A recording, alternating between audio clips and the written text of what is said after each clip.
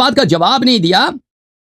انہوں نے مجھے طلب کی کہ آپ تراویح کے متعلق کہ تراویح کے قرآن کو ایک رات میں پڑھنا یہ مستحب ہے، یہ سمجھتے ہیں. یہ ملاحظہ فرمائیے المدونہ الکبریٰ ہے، مالک ابن انس اصبحی جو ان کے بہت بڑے علماء میں سے ہیں، فقہاء اربعہ میں سے ایک ہے. یہ جلد نمبر 1 ہے، چاپ دارالکتب العلمیہ. یہاں پر صفحہ نمبر 288 میں ملاحظہ فرمائیے. وقال مالک لیس ختم القرآن فی رمضان بسنت للقیام. رمضان میں نماز میں قرآن کو ختم کرنا یہ سنت نہیں ہے، سنت ہی نہیں ہے، کس کی کوئی حدیث ہی نہیں ہے.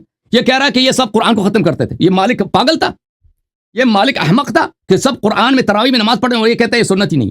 یہ الجامع لاحکام القرآن قرطبی کیا جلد نمبر 20.